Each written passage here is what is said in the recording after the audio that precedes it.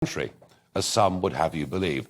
The whole world has been involved in slavery for thousands and thousands of years, and it is still going on today. And I want all of our kids taught that we were really the first country to recognise that it was wrong, morally wrong, and then spend decades at the cost of 2,000 British sailors' lives to try and drive out the trade. Let's make sure our kids, please, are being taught that. Well, I have to say, Elizabeth the Great is literally one after another. Hello, GBNews. Wonderful idea to call the Queen Elizabeth the Great. A good way to distinguish her from Elizabeth the First. The Queen Consort, Camilla, says Joe, is the greatest asset King Charles has. And please give her credit and respect. We are trying to give her credit and respect. And that was the reason I got Simon Heffer on earlier on the programme. You know, someone that's met her, worked with her.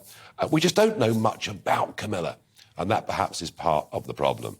Now, I did say, and I've done my best tonight for this show not to be too sombre, even though we all feel very sad. We know that funeral is going to be a very difficult day. But I've no doubt in the eulogy and elsewhere, there will be lots and lots of talk about the Queen beyond being the head of this country, the head of the Commonwealth, and her family. It's her love of horses, of course it is. And that's why Frankie Dettori came on at the top of the programme. Well, I'm joined now by Sadie Henderson, a former groom to the Queen's horses at Windsor Castle. Sadie, thank you very much indeed for coming in.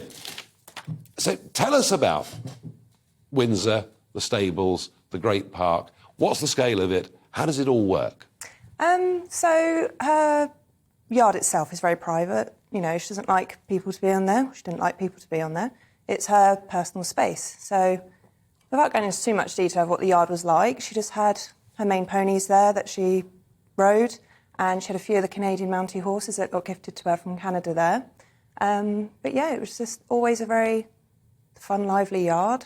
Every time she was at Windsor, she'd come down and give the ponies their carrots, even if she wasn't riding, rain or shine, she'd come down and she'd always give the horses the carrots. Because she loves horses. Yes. Genuinely loves horses. Generally does, yes. Yeah, and others have said how fascinated she was with the breeding of horses, and she understood the bloodlines in horses, Yes. and that was as much an interest to her as it was, you know, getting them on the racetrack and winning. And you know, she won some very big races, never won the Derby. That was the big one, wasn't it? Yeah. The big one was the Queen. And, you know, even if Lester Piggott rode her horses, even though he won 9 Derbys, Yeah. it never won.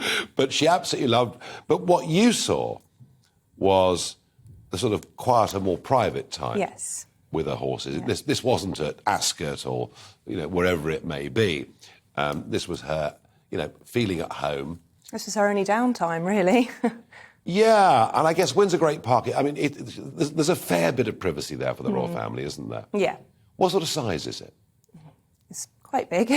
But big enough to ride out? It's in Home Park, so in the Yes. castle side. So, yeah, it's big enough to do several rides around there.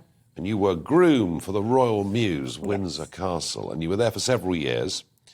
And so you saw the Queen coming down and feeding carrots to the horses. But the bit that I'm really interested in, and the bit the public will be interested in, is that you used to actually go and ride out with the Queen. That's amazing. Yeah. So tell us about that. Well, the first time I rode out with her, I was like, oh, what do I say? What do I do? Like, you're just in pure panic. But she was amazing. She knew that. She could probably see that I felt nervous. And she just started conversation, started talking about her ponies, and just started chatting. And before you know it, you're back home and you're like, oh, God, I've just done an hour's hack. And you didn't even realise it. And she was riding right up into... Yeah. I mean, well into her 90s, Yeah. as I understand it. And would she talk about normal things that two women going out riding would talk about? I mean, I'm not asking you for any... Of course, yeah. I'm not asking you for a moment to say anything specific she said. I'd never do that. And I hope you'd never do it either. I'm sure you would. But did you talk about life as well? Yeah.